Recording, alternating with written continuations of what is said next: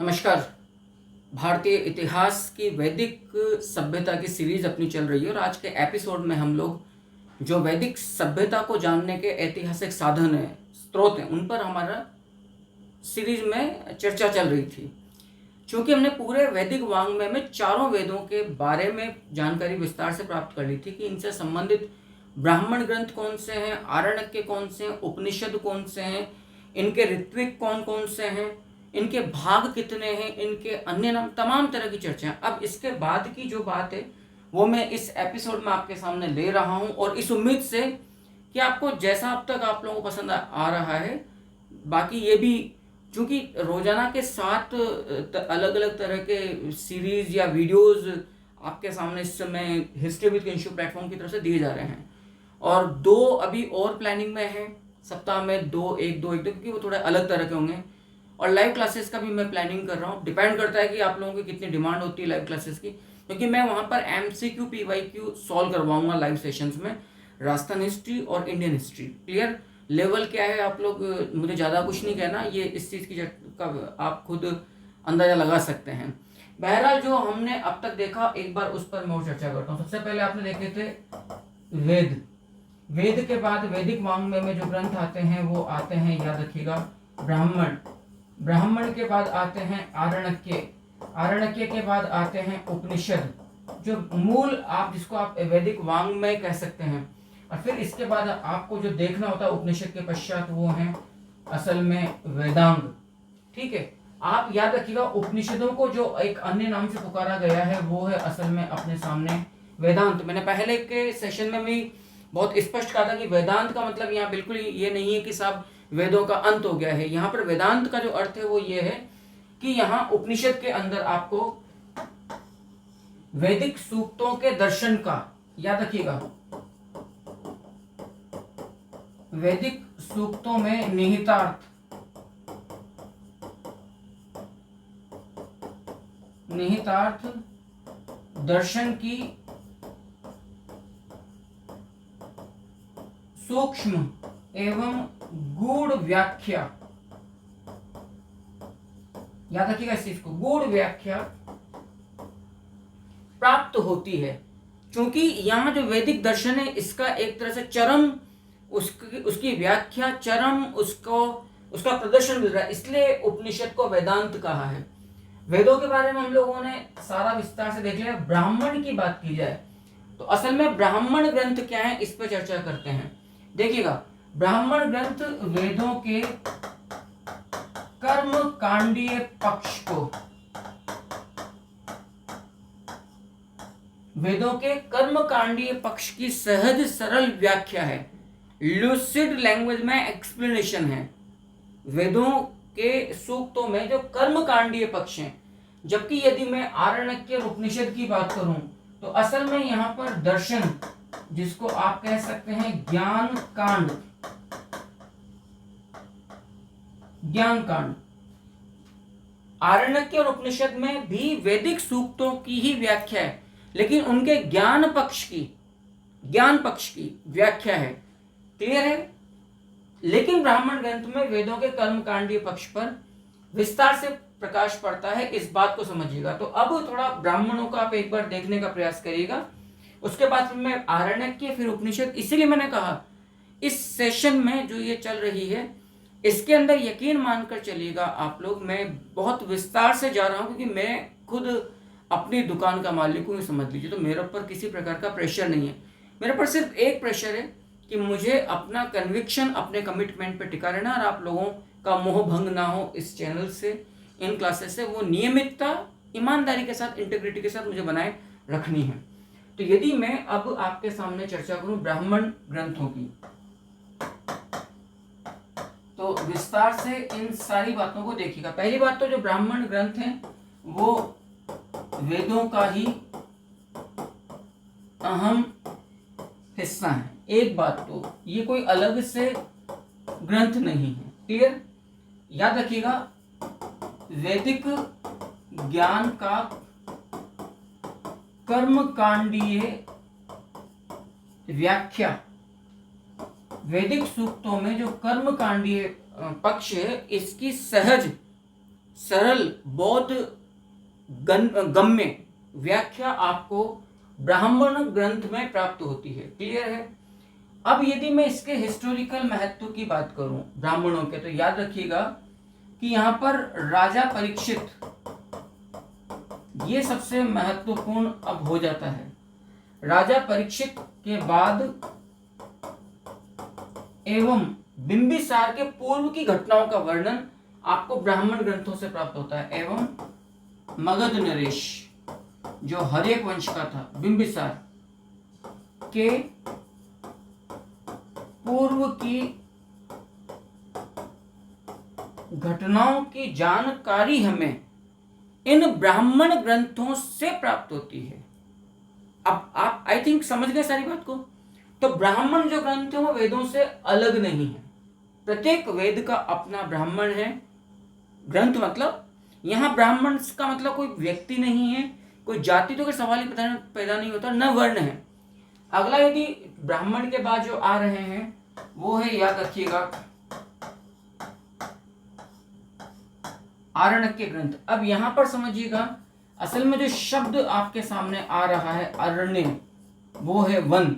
One को इसलिए चुना गया क्योंकि वन हमारे मन की आत्मा की पुकार है, क्योंकि वन सबसे अधिक प्राकृतिक स्थल है इस प्रकृति में, जहां पर एक पूरा इकोसिस्टम तो अगर समुद्र में भी है, पहाड़ पर भी है, लेकिन जीवन जीने के लिए जो एडेप्टेशंस हैं वो वन में बैलेंसिंग रूप में पाए जाते हैं। क्लियर है? तो वन बिल्कुल प्राकृतिक है और यहाँ आप हर तरह की मोह माया से दूर रहोगे। इतना संघर्ष भी नहीं है जो पहाड़ पर है, ग्लेशियर्स में है, नदी में है, कंदराओं में है, बर्फ से ढकी हुई। इसलिए जो ग्रंथ ब्राह्मण ग्रंथों के परिशिष्ट के रूप में जंगलों की निस्सारता में, शांति में, बिल्कुल प्राकृतिक वातावरण में जो रचे गए, जिनमें दार्शनिक ऋचाओं का संकलन है, और आरण्यकों में, क्योंकि आपने देखा ब्राह्मण ग्रंथ में कर्मकांड पर जोर है, यानी कि कर्म मार्ग की तरफ जा रहा है। आरण्यक में कर्म मार्ग की तुलना में ज्ञान मार्ग, जो मैंने यहां पर इंडिकेट किया है आपके सामने, कि वैदिक ऋचाओं का दार्शनिक पक्ष क्या है, वैदिक ऋचाओं के अंदर जो निहितार्थ भाव है, क्या कहा गया याद करिए। बुद्ध ने, महावीर स्वामी जी ने क्या कहा है कि जीवन में दुखों का मूल कारण महत्वाकांक्षा, महत्वाकांक्षाओं का मूल कारण अज्ञान है। समझिएगा बात को।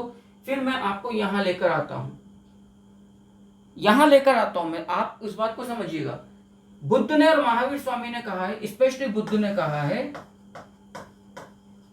साहब की सब्बम दुखम, सब कुछ दुख है, और दुखों का जो मूल कारण है वो है डिजायर्स, आपकी महत्वाकांक्षाएं जो कभी बहुत असीमित हैं, जिनका कोई छोर नहीं है, लेकिन महत्वाकांक्षाओं में व्यक्ति बना हुआ है, डिजायर्स में। और इन महत्वाकांक्षाओं का मूल कारण है अज्ञान, यानी कि ज्ञान के ऊपर जो इच्छाओं का, महत्वाकांक्षाओं का, तृष्णाओं का, वासनाओं का, सांसारिक सुखों का, भोगों का जो आवरण हो गया है, तो ज्ञान अब आबद्ध हो गया है। ज्ञान जो आपकी आत्मा का चैतन्य स्वरूप है। क्लियर है? उस आबद्ध ज्ञान को अनावृत करने के लिए, आवृत ज्ञान को अनावृत करने के लिए, मूल रूप में लौटाने के लिए, आत्मा के चैतन्य स्वरूप को पुनः प्रकाश में लाने के लिए, ज्ञान के चारों तरफ जो सांसारिक मोह माया, तृष्णा, महत्वाकांक्षाओं का जो आवरण है, उसको काटने के लिए जिस ज्ञान की आवश्यकता है, उस ज्ञान पर प्रकाश डाला गया है आरण्यकों पर। और फिर इसकी चरम परिणति आपको प्राप्त होगी उपनिषदों में। अर्थात हम जीवन रूपी भव सागर को मात्र कर्मकांड यानी कि यज्ञों या मंत्रोच्चार से पार नहीं कर सकते, जब तक कि हम उसके अंदर के निहितार्थ ज्ञान को अमली जामा नहीं पहनाएंगे, अपने दैनिक जीवन में। ये सार है उस ज्ञान पक्ष का उद्घाटन, वैदिक सूक्तों के उस ज्ञान मार्ग का उद्घाटन आरण्यकों में कहा गया, जिनकी रचना अरण्य यानी कि जंगलों में की गई है। मैं उम्मीद करता हूं आपको समझ में आ रहा है। प्लीज कमेंट अवश्य करिएगा। ये teaching methodology, presentation, history with Kinshuk की तरफ से समझ में आ भी रहा है, नहीं आ रहा है, या मैं खुद ही आत्मश्लाघा में, सेल्फ प्रेज में जी रहा हूं। तो यदि सत्य कथन आता है कि आरण्यकों में कर्म कांड पर एक जोर है या ज्ञान मार्ग पर, तो आप कहेंगे ज्ञान मार्ग पर, जबकि हम यहां पे कहेंगे कि ब्राह्मण ग्रंथों में कर्म कांडों पर ज्यादा जोर दिया गया है। आरण्यकों की बात की जाए तो प्रमुख आरण्यक में जो प्राप्त होते हैं वो 7 प्राप्त हो रहे हैं। देयर आर 7 आरण्यक, ऐत्रेय, तैत्तिरीय, माध्यन्दिन, शांखायन, मैत्रायणी, तलवकार एवं बृहदारण्यक। अब यह बात भी आपको समझना है कि आरण्यकों और उपनिषदों के नाम कुछ मिलते जुलते से हमें प्राप्त होते हैं। क्लियर है? यहां तक की बात को आप लोग आराम से पहले एक बार देख लीजिए, फिर मैं अपनी बात को और थोड़ा सा आगे बढ़ाता हूं। स्क्रीन आउट होता हूं मैं, आराम से आप यहां तक की बात को पहले देख लीजिए, समझ लीजिएगा।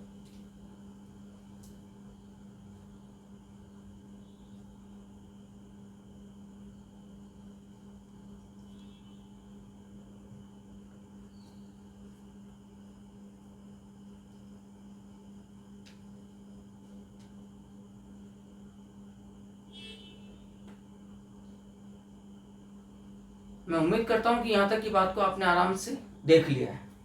क्लियर? चलिए, हमने कहा कि कुल 7 हमें आरण्यक प्राप्त हो रहे हैं प्रमुख तौर पर। नो डाउट मूल स्वरूप में आरण्यकों की संख्या बहुत ज्यादा है। जैसे उपनिषद सिर्फ 12 प्रमुख नहीं है जो शंकराचार्य ने कहा है, ईश, कैनकट, प्रश्न, मुंडक, मांडुक्य, के भी देखेंगे। तो आपको ये, इसलिए मैं कह रहा हूं बहुत गंभीरता से एक एक शब्द, क्योंकि जरा सी गलती आपको जो बेसिकली ऑब्जेक्टिव ओरिएंट नेचर के क्वेश्चंस होते हैं, वहां हमारे डिस्क्रिप्टिव में हम बच सकते हैं अपनी कुछ विवेचना के आधार पर, अपनी लेखन शैली के आधार पर। तो इस 7 आरण्यकों में याद रखना, ऐत्रेय, उम्मीद करूंगा साथ के साथ आप लिखते रहे, तैत्तिरीय, माध्यन्दिन,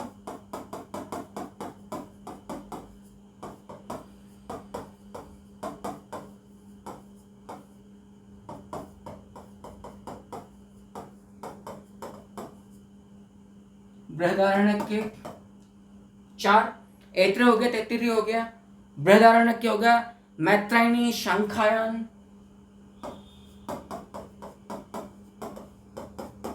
काउंट करिएगा, EF, शांखायन और तलवकार, तो 1 2 3 4 5 6, यस। और जो अंतिम 7वां है वो है तलवकार, EFG। तो यहां पर आपको कुल आरण्यकों की जो हमें संख्या प्राप्त हो रही है वो 7 आरण्यक के ग्रंथ हमें प्राप्त हो रहे हैं। अब याद रखिएगा बहुत स्पष्ट, इसमें इन 7 ग्रंथों के अंदर ज्ञान मार्गी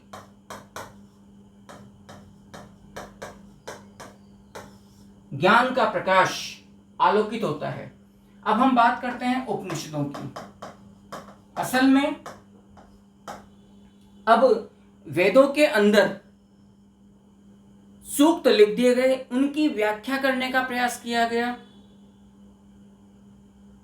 कि किस प्रकार से यज्ञ आदि में आप कर्म उपासना के द्वारा आप अपने इच्छाओं को पूरा कर सकते हैं, देवताओं को प्रसन्न कर सकते हैं, आदि आदि। लेकिन उस कर्म कांड के पीछे का ज्ञान क्या है, दर्शन क्या है, निहितार्थ क्या है, इसका उद्घाटन आरण्यक नामक ग्रंथों में किया गया। क्लियर है? लेकिन अब कौन है जो इस ज्ञान को सामान्य जन जन तक पहुंचाएंगे? किसके पास जाएगा आम आदमी? ये वैदिक ज्ञान किस ईश्वरीय ज्ञान है, अपौरुष है, समझ में आ गया। लेकिन किसके लिए? प्रकृति के लिए, वसुदेव कुटुंबकम की भावना के लिए, जन जन के कल्याण के लिए। क्लियर? आपका भौतिक जीवन और पारलौकिक जीवन बैलेंस रहे, उसके लिए हम ऐसा कोई कर्तव्य ना करें जिससे हमारी नौका भवसागर, जीवन रूपी नौका भवसागर, संसार रूपी भवसागर पार ना कर पाए। इसको कौन आपके सामान्य व्यक्ति के जहन में बताएगा? हर व्यक्ति तो वेद नहीं पढ़ रहा है, हर गुरु भी इतना ज्ञानी नहीं है। गुरु गु प्लस रू, जो अंधकार रूपी मतलब अज्ञान रूपी अंधकार को मिटाए। इसके लिए आवश्यकता है परम ज्ञानी गुरुओं की। अतः जो आरण्यकों में जो ज्ञान का जो गूढ़ रहस्य है, यदि आपको उसको पाना है, आपकी आत्मा जो परमात्मा का मूल स्वरूप है उससे मिलाना है, ऐसा कोई कर्म नहीं करना जिससे कि आत्मा पुनः सांसारिक मोह माया उसके बंधन में आबद्ध हो जाए, अपने चैतन्य मूल स्वरूप को भूल जाए। इसके लिए आपको गुरु की आवश्यकता है। गुरु के पास आप श्रद्धा पूर्वक जब तक नहीं बैठोगे, जब तक गुरु को ये नहीं लगेगा कि खाली है, मुझसे कुछ चाहता है, तब तक वो ज्ञान नहीं मिलेगा। अतः उपनिषदों की जो रचना हुई है, उपनिषद का शाब्दिक अर्थ में क्या प्राप्त होता है? पहली बात तो उप प्लस नी प्लस सद, यानी कि गुरु के समीप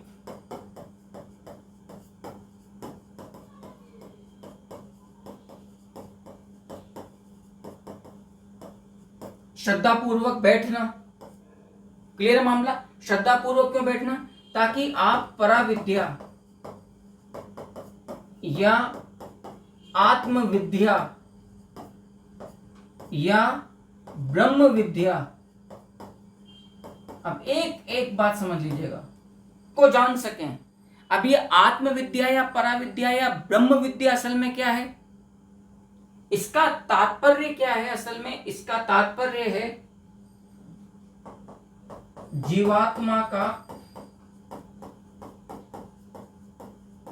परमात्मा से मिलन। यही मिलन तो असल में आत्मा का चैतन्य रूप है, अर्थात वो सांसारिक मोह माया से मुक्त है, सांसारिक बंधन रहित है, अर्थात अज्ञान नहीं है, ज्ञान है।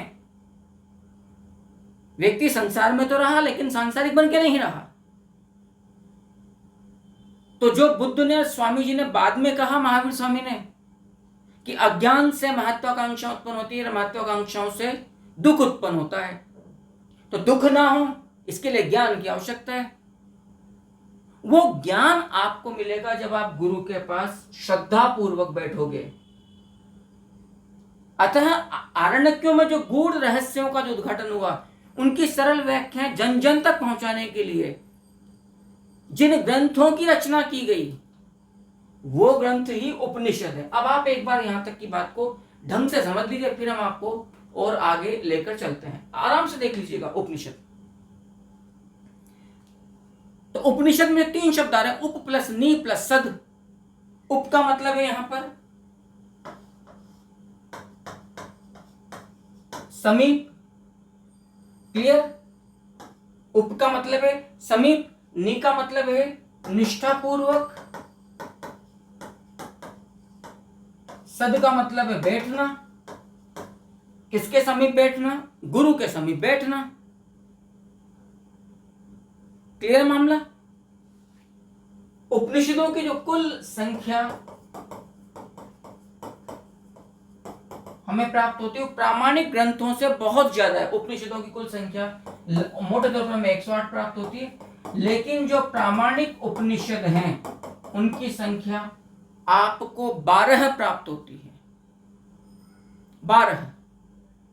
और मैंने पहले ही कहा कि उपनिषदों का जो मुख्य विषय है वो है पराविद्या, आत्मविद्या, ब्रह्म विद्या, यानी कि जीवात्मा का परमात्मा से मिलन कब होगा? जब व्यक्ति सांसारिक मोह माया वासना को दूर कर लेगा। अब आप सारी बात को समझना, असल में 4 पुरुषार्थ आपके यहां पर हैं: धर्म, अर्थ, काम, मोक्ष, इनमें सांसारिक जो पुरुषार्थ हैं वो हो गए आपके अर्थ, काम। यदि ये धर्म द्वारा नियंत्रित हैं तब तो मोक्ष की तरफ आप आगे बढ़ जाओगे। धर्म द्वारा नियंत्रित नहीं है तो अर्थ और काम, वासना, मोह, माया, लोभ को काम, इनमें इसके रूप में एक ऐसा चक्र आपकी आत्मा की तरफ जकड़ जाएगा कि आपकी आत्मा मुक्त नहीं होगी, चैतन्य नहीं होगी, परमात्मा से नहीं मिलेगी, सांसारिक बंधनग्रस्त हो जाएगी, क्या कहते हैं, कर्म पुनर्जन्म के चक्र में भटकती रहेगी। योनि दर योनि आपका जन्म होता रहेगा और आपको वो भटकना। अतः आपके जीवन का उद्देश्य धरती पर आए हैं तो अर्थ और काम, सांसारिक सुखों को ही भोगना है और सांसारिक सुखों को भोगते हुए धर्म के द्वारा उनको नियंत्रित करते हुए आपका मोक्ष, मोक्ष मतलब आत्मा का, जीवात्मा का परमात्मा से मिलन को भी पाना है। ये रहस्य, ये विद्या आपको गुरु के समीप बैठकर ही प्राप्त हो सकती है, जो उपनिषदों में, इसीलिए उपनिषद को भारतीय दर्शन का स्रोत, भारतीय दर्शन का जनक, ज्ञान कांड एवं वेदांत भी पुकारा जाता है। याद रखिएगा, इतना इंपॉर्टेंट ये चीज मैंने आपको देने का प्रयास कर दी। अन्य नाम की बात करूं मैं उपनिषदों की तो वेदांत कहा गया है, आरण्यकों के समान उपनिषदों को भी हम ज्ञान कांड भी कह रहे हैं, भारतीय दर्शन का स्रोत या जनक भी इसको कहा जाता है। भारतीय दर्शन का जनक या स्रोत भी हम पुकार सकते हैं। याद रखिएगा, उपनिषद वेदों से अलग नहीं है, वैदिक सूक्तों की ही, लेकिन वो बड़ी अलग तरह की व्याख्या है। भारतीय दर्शन का बिल्कुल जो चरम परिणति प्राप्त हो रही है वो उपनिषदों से ही प्राप्त हो रही है। इसमें ज्ञान पक्ष की शुद्धता पर जोर दिया गया है। हम जानते हैं कि सामवेद से संबंधित एक उपनिषद है छांदोग्य उपनिषद, उसमें पहली बार तत्वमसि का में पहली बार उल्लेख प्राप्त होता है। और एक जर्मन दार्शनिक है शोपेनहावर, याद रखना, उन्होंने बहुत बड़ा एक बयान दिया है शोपेनहावर साहब ने कि मेरे संपूर्ण जीवन का आनंद उपनिषद है एवं मेरे मृत्यु की असीम शांति भी उपनिषद ही होगी। जर्मन फिलोसोफर है, जर्मन दार्शनिक है शोपेनहावर। आप आइडिया लगा लीजिएगा, बेहद महत्वपूर्ण तथ्य है। यदि आप लोगों ने इन चीजों को बहुत गंभीरता से पढ़ लिया, जो इसकी इंटेंसिटी है, जो रिक्वायरमेंट है, उस सीरियसनेस के साथ आपने इस डेप्थ को पा लिया, there is no competition in entire academic platform of India जिसे आप क्रैक ना कर पाएंगे। आप यदि स्पेशली नेट जेआरएफ को देख रहे हैं, कॉलेज लेक्चरशिप, असिस्टेंट प्रोफेसरशिप या स्कूल लेक्चरशिप को देख रहे हैं, या आप डेडिकेटेड एक सब्जेक्ट को ही तैयार कर रहे हैं हिस्ट्री के लिए, मतलब यूपीएससी, आरपीएससी, इन सब के लिए पढ़िए। कोई लफ्फाजी नहीं है, कोई बड़ी बड़ी बातें नहीं है, कोई अनावश्यक का फालतू का ज्ञान वो मुझे आता भी नहीं। कंटेम्प्रेरी जरूर मैं एग्जांपल्स देकर को रिलेट करने का प्रयास करूंगा टीचिंग को, बाकी मैं बिल्कुल exam oriented cut to cut जो एक रिक्वायरमेंट होती है एग्जाम की, उसी पर टिके रहने वाला इंसान। चलिए हम अपनी बात को नेक्स्ट आगे बढ़ाते हैं। उपनिषदों के पश्चात आई थिंक आप लोगों ने यहां तक का देख लिया है। क्लियर है मामला? यदि मैं आपके सामने वेदांग की बात करूं तो वेदांग हमें कुल 6 प्राप्त होते हैं। वेदांग, इनमें निरुक्त बड़ा इंपॉर्टेंट है, ठीक है साहब, लेकिन मोटे तौर पर जो वैदिक वांग में है वो इतना ही है। तो अब हम अपनी बात को थोड़ा सा और आगे की तरफ लेकर चलते हैं। उत्तर वैदिक काल का मतलब क्या होता है? ऋग्वेद के अलावा जो संपूर्ण वैदिक साहित्य है, और उत्तर वैदिक काल को मैं पहले एपिसोड में क्लियर कर चुका था कि 1000 ईसा पूर्व से लेकर 600 ईसा पूर्व तक का काल मतलब आपको क्या कहलाता है? उत्तर वैदिक काल कहलाता है। आर्य जो शब्द है वो जातिवाचक नहीं, गुणवाचक संज्ञा है। इसका मतलब होता है श्रेष्ठ, उत्तम, परिष्कृत, परिमार्जित, संस्कारवान। और आर्य कोई भी हो सकता है, जाति, देश, काल, रंग, धर्म, इससे कोई फर्क नहीं पड़ता है। क्लियर है मामला? ठीक है साहब, आराम से यहां तक की बात को देखिए, समझिए, और फिर हम इस लास्ट सेशन जो आज की जो क्लास चल रही है, अब क्योंकि यहां पर एक बहुत बड़ी बात आपके सामने और निकल कर आती है, उस पर मैं अब चर्चा करूंगा आपके सामने। एक प्रश्न आता है अक्सर कि आर्यों का मूल स्थान क्या होगा। पहली बात तो आपको यह समझना होगा कि आर्यों के मूल स्थान की थ्योरी आई कहां से है। आप लोगों को आश्चर्य नहीं होता, राजपूत बाहर से आए, आर्य बाहर से आए, हड़प्पा सभ्यता का विकास सब कुछ ही बाहर से किया, तो ये क्या धर्मशाला है क्या जिसको आप भारतवर्ष कहते हैं? क्या है मतलब फिर ये? सब कुछ बाहर से आया, लेकिन शून्य का आविष्कार यहां पर हुआ, दशमलव का आविष्कार यहां पर हुआ। क्लियर? भारत जैसे मंदिर बिल्कुल वैज्ञानिक पद्धति यहां नहीं हुआ। सूर्य ग्रहण, चंद्र ग्रहण की व्याख्या सबसे पहले यहां पर हुई, वो बाहर क्यों नहीं हुई भाई? यदि आर्य बाहर से आए तो फिर तो ये ज्ञान का जो खजाना है कहीं बाहर होना चाहिए था। प्रथम विश्वविद्यालय भारत में क्यों खुले? विश्व गुरु भारती क्यों कहलाया? ठीक है ना बाबू, ज्ञान का अर्जन बहुत आसान है, ज्ञान से अर्जन बड़ा मुश्किल होता है।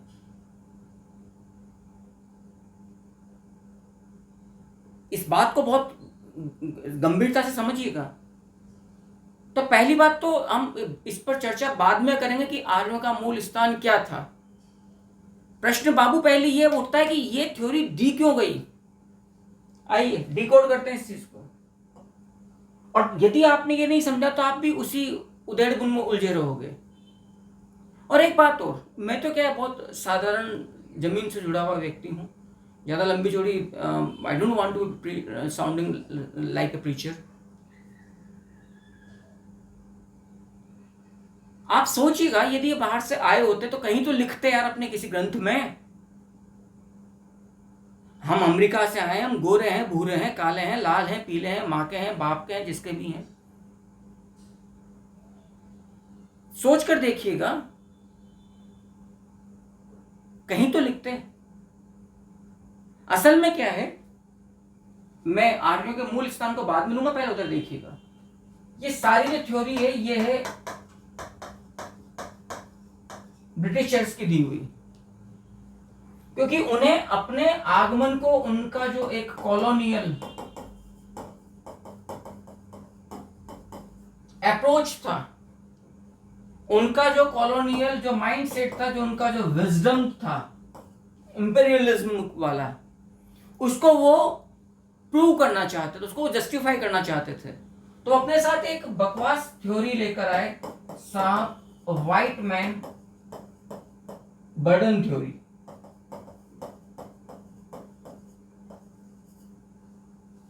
व्हाइट मैन बर्डन थ्योरी, जिसको आप कहते हैं श्वेत व्यक्तियों का बोझ।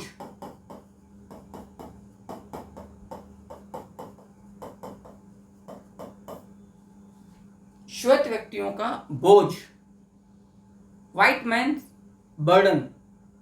ये थ्योरी ये कहती है कि साहब हमें प्रभु ईसा मसीह ने आदेश दिया है, क्या बात है, कि आप दुनिया में फैल जाओ, जहां जहां नॉन सिविलाइज्ड सोसाइटीज हैं, they are not progressive, they don't have any kind of literature,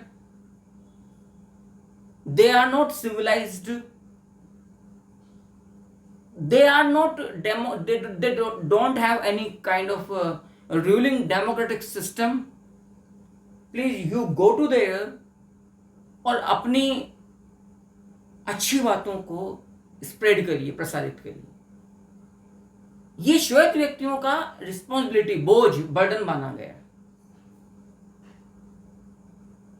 अब जब हम यहां पर आए हैं तो कुछ तो गलत होता है भाई, कारण तुम तो हो निकट्टू लोग, दुष्ट, तो छड़ी से मारना पड़ेगा ना आपको। और भारत में बाहर से आए हुए लोगों का कोई नयापन नहीं है। जैसे हम बाहर से, ऐसे आर्य बाहर से आए, राजपूत, जितने भी रूलिंग सोसाइटीज थी, क्लास थी, उन सबको इन्होंने एक साजिश के तहत, एक कॉन्स्पिरेसी, एक षड्यंत्र के तहत इन अंग्रेजों ने, जो Cambridge school, Oxford school approach वाले जो हिस्टोरियंस थे, इन्होंने इस्टेब्लिश कर दिया ताकि ये जस्टिफाई कर सकें। बाहर के आने वाले लोगों ने रक्तपात मचाया, जैसे आर्य रक्त पिपासु थे, राजपूत रक्त पिपासु थे, शराब पीते थे, मांस खाते थे, सती प्रथा वगैरह। हमसे भी हो गया ना, क्या फर्क पड़ता है। जलियांवाला बाग हत्याकांड हो गया 13 अप्रैल 1919 को, तो हो गया, होता रहता है। इसलिए इन लोगों ने आर्यों की इन्वेंशन की थ्योरी को, मतलब आर्य इन्वेडर्स की जो थ्योरी थी उसको इन्वेंट किया, ये वजह थी। और बड़ी साजिश के तहत इन्होंने कहा कि जी यहाँ की जो लोकल, जो नेटिव जो सिविलाइजेशन थी वो द्रविड़ या हड़प्पन थी। अब आप देखिएगा, जो आर्य देवता है पुरंदर, इंद्र, उसको पुरंदर कहा गया, पुर तो नगर तो हड़प्पाइयों के थे। फिर इन्होंने कई कई थ्योरी रखी कि देखो जी 1400 ईसा पूर्व का जो भोगस कोई इंस्क्रिप्शन अभिलेख है, वहां से इंद्र, मित्र, वरुण, आस्ते 4 देवताओं के नाम मिलते हैं, यानी कि वो वहां से यहां आए। अब ताज्जुब की बात देखिएगा, खुद ये लोग एक मत नहीं कि कहां से आए। पहली बात तो सबकी ढपली सबका राग, एक बात क्लियर हो गई। दूसरी बात कि हम लोग हिस्ट्री के प्रति हमारी अप्रोच अलग तरह की थी। हमारे लिए राजसी वैभव, शान शौकत इंपॉर्टेंट नहीं था। महाभारत में कहा गया है, वो रुचिकर प्राचीन कथा जिससे धर्म, अर्थ, काम, मोक्ष की प्रेरणा मिले, सुखदायी जीवन जीने की प्रेरणा मिले, दुख मिटाने की प्रेरणा मिले, वो इतिवृत्त है, वो वेद है, मतलब वो इतिहास है। तो हमारे लिए राजाओं रानियों के किस्से, उन्होंने क्या क्या कॉन्कर किया, क्या क्या जीता, उसका कोई महत्व नहीं था। ये परंपरा एस्टेब्लिश करी ब्रिटिशर्स ने, उससे पहले मुस्लिम हिस्टोरियंस ने, चाइनीज ने। हमें लगा हिस्ट्री वही है।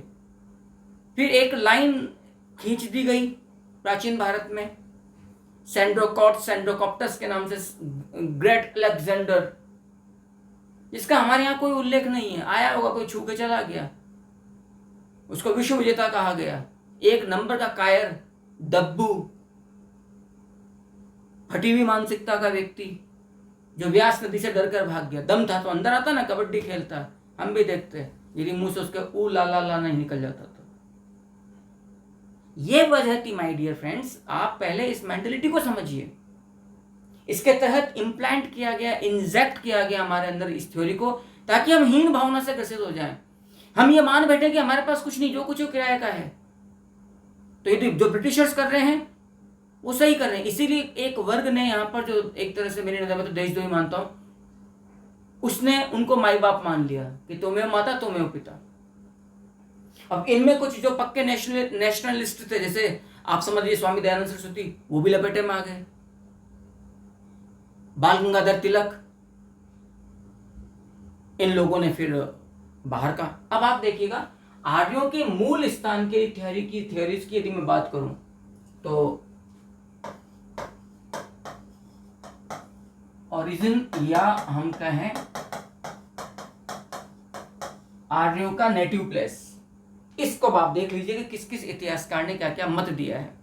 देखिएगा, आर्यों को मैं, चूंकि पहली बात तो जो मैंने कहा कि आर्य कोई मतलब कोई जाति या व्यक्ति है नहीं, तो गुणवाचक संज्ञा है, लेकिन फिर भी आर्य असल में भारोपीय भाषा समूह बोलने वाले लोग हैं। ये बात भी समझ लीजिएगा।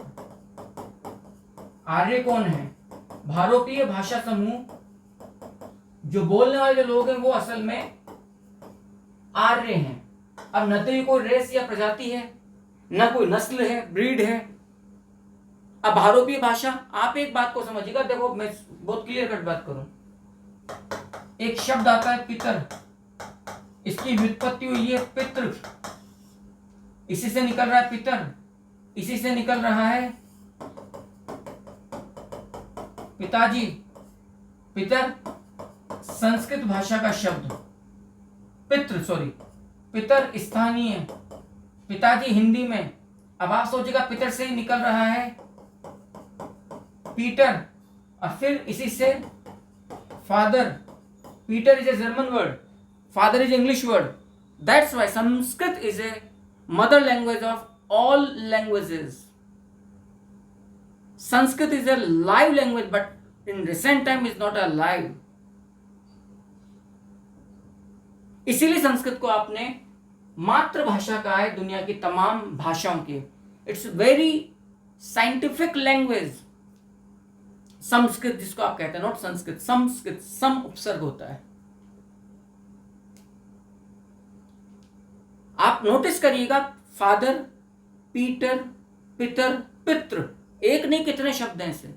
तो जो इस तरह की भारोपीय भाषा बोलते थे वो आर्य हैं।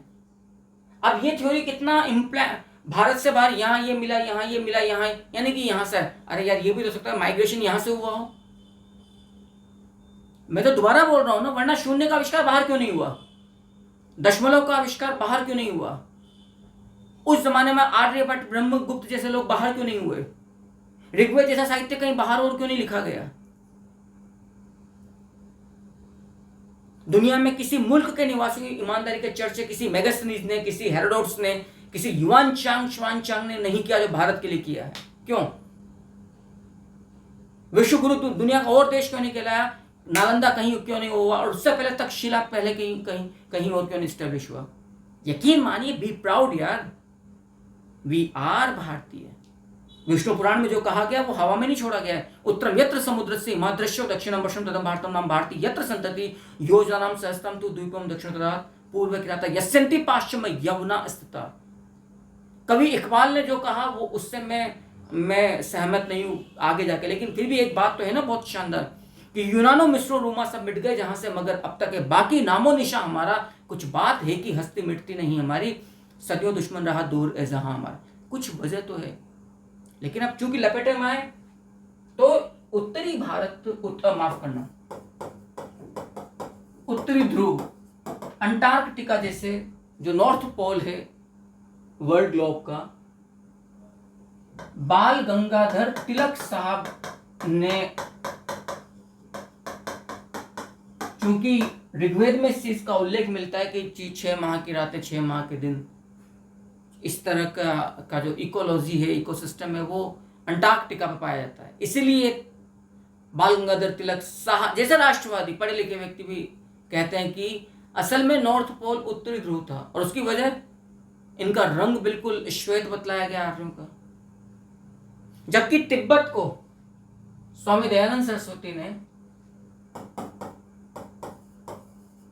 आर्यों का मूल स्थान, याद रखिएगा, आर्यों का मूल स्थान स्वामी दयानंद सरस्वती के अनुसार तिब्बत है। पंडित गंगानाथ झा ने भारत के ही जो उत्तर पश्चिमी सीमांत प्रदेश है, याद करिए मैंने एक चैप्टर लिया था एक मैप के जरिए, प्रागैतिहासिक से लेकर मोटे तौर पर बुद्ध काल तक का एक कल्चरल क्रोनोलॉजी। वहां ब्रह्मर्षि देश जो सप्त सिंधु प्रदेश है, जिसको देवयोनि प्रदेश कहा जा रहा है, पंडित गंगानाथ झा ने भारत का जो उत्तर पश्चिमी हिस्सा, इसको ब्रह्मर्षि देश कहते हैं, उसी को आर्यों का मूल स्थान बतलाया है। यानी कि आर्य बाहर से नहीं आए थे, they were, they are and they will still remain, उनकी आइडेंटिफिकेशन एज ए इंडियन, भारतीय। डॉक्टर एस त्रिवेदी, वो मुल्तान के निकट कोई देविका नदी उसके समीप के एरिया को डॉक्टर एस त्रिवेदी इनका मूल स्थान बतलाते हैं, याद रखिएगा। डॉक्टर एस त्रिवेदी मुल्तान के निकट देविका नदी के आसपास का जो प्रदेश है, उसे डॉक्टर एस त्रिवेदी के अनुसार आर्यों का मूल प्रदेश बताया गया है। एल डी कल्ला, ये हिमालय और कश्मीर के पास के एरिया को मूल प्रदेश बतलाते हैं। कश्मीर, हिमालय का जो एरिया है, इसको एल डी कल्ला जी आर्यों का मूल प्रदेश बतलाते हैं। अविनाश चंद्र दास सप्त सिंधु प्रदेश, यानी कि सिंधु भारत में सहायक 5 नदियां, कुबा, कुर्रा, कुर्रम, जो क्रू, जो अफगानिस्तान की 2 नदियां, कुल मिलाकर 7 नदियां। क्योंकि भारत में जो सिंधु और सहायक नदियां पंजाब, वो पंचपानी प्रदेश है। तो अविनाश चंद्र दास के अनुसार असल में इनका मूल प्रदेश है सप्त सिंधु प्रदेश। इत्मीनान से इन नोट्स को लिखते चले जाइएगा। डॉक्टर अविनाश चंद्र दास, एक एक चीज को पेन डाउन करते चले जाइएगा बहुत अच्छे से। आपको कोई लिटरेचर, कोई बुक, कोई नोट्स आपको पढ़ने की आवश्यकता नहीं पड़ेगी। भारत का जो मध्य देश है, यानी कि गंगा यमुना दोआब वाला, आप समझ लीजिए पंजाब से लेकर उत्तर प्रदेश तक का, बिहार तक का एरिया। डॉक्टर राजबली पांडे इस मध्य देश को इनका आर्यों का मूल प्रदेश मानते हैं। मध्य देश का मतलब यहां पर कोई मध्य प्रदेश नहीं है, याद रखिएगा। डॉक्टर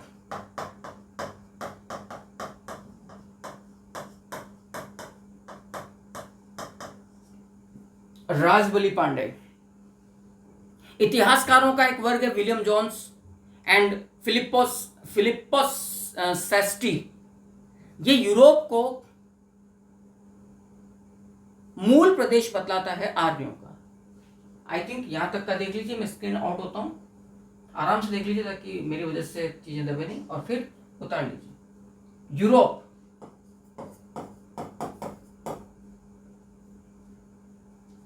को मूल प्रदेश माना है, याद रखिएगा, विलियम जोन्स एवं फिलिप्पो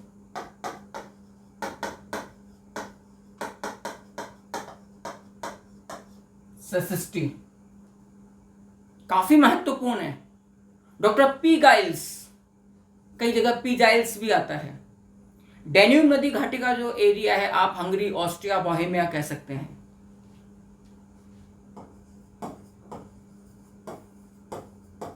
डैन्यूब नदी घाटी क्षेत्र, जिसके अंदर याद रखना हंगरी,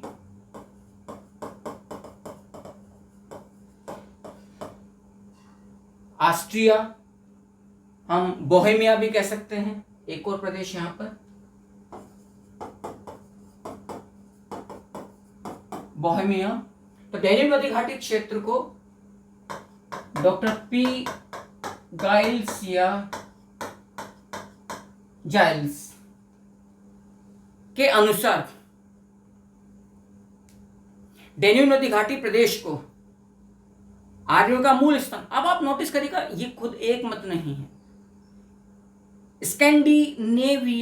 स्कैंडिनेविया जर्मन एरिया है, पेंका ने इसको मूल प्रदेश बतलाया है। जर्मनी, स्कैंडिनेविया, याद रखिएगा, पेंका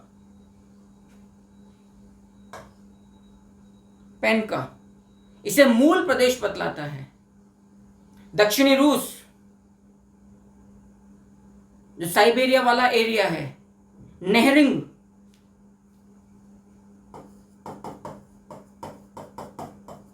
दक्षिणी रूस को मूल प्रदेश बतलाया है इतिहासकार। बहुत अच्छे से याद रखिएगा, नेहरिंग। एडवर्ड मेयर ने पामीर का पठार मूल प्रदेश बतलाया है।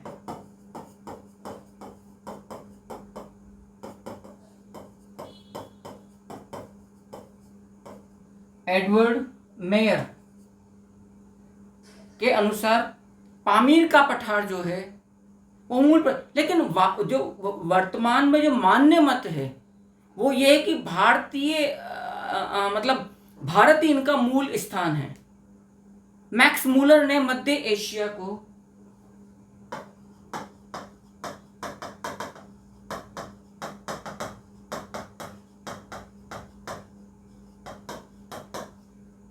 ईरान वाला जो आपको एरिया नजर आता है। तो मध्य एशिया को मैक्सिमम, अच्छा इसका समर्थन किसने किया, याद रखना सरदार के.एम. पनिक्कर जैसे प्रख्यात हिस्टोरियन। तो गॉर्डन चाइल्ड ने साउथ रशिया, जर्मनी के पास का जो, रशिया के पास का जो एरिया है, कुल मिलाकर हम ये बात कह सकते हैं कि ये खुद एक मत नहीं है। एक और हिस्टोरियन है ब्रेंडेस्टीन, वो यूराल पर्वत के दक्षिण का जो असल में किर्गिज घास का मैदान है,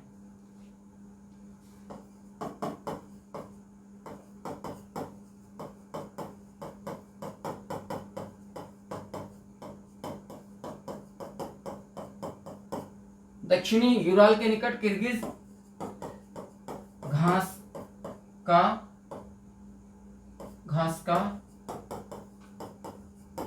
मैदान, ब्रेंडेस्टीन नामक इतिहासकार के अनुसार ये आर्यों का मूल स्थान है। But my dear friends, I think the most accepted theory of the originative place of Aryans is India as a native place, Bharatvarsh. इस बात को याद रखिएगा। तो जो सर्वाधिक मान्य मत के रूप में आपके सामने आता है, वो आर्यों का जो मूल प्रदेश है वो है भारतवर्ष। उम्मीद करता हूं कि इस एपिसोड में दी गई जानकारी से आप बेहद संतुष्ट होंगे। यदि आपको जानकारी रुचिकर, ज्ञानवर्धक लगी है, पसंद आई, तो प्लीज आप दुनिया को शेयर कीजिए, बताइए। कोई आपको आपत्ति लगती है, कोई संशय लगता है तो कृपया मुझे बताइए। नेक्स्ट सेशन में हम इतिहास की इसी यात्रा को इसी बिंदु से आगे बढ़ाएंगे और शिखर तक पहुंचने का प्रयास करेंगे। यह अध्याय अभी लंबा चलेगा, लेकिन step by step, phase by phase, episode by episode जो क्लासेस आपको यहाँ पर दी जा रही है, यदि आप गंभीरता से रोजाना सिर्फ 1 घंटा भी निकालते रहे, यकीन मानिएगा इतिहास का कोई भय आपको किसी कंपटीशन में बाधा बनकर परेशान नहीं करेगा। Thank you very much.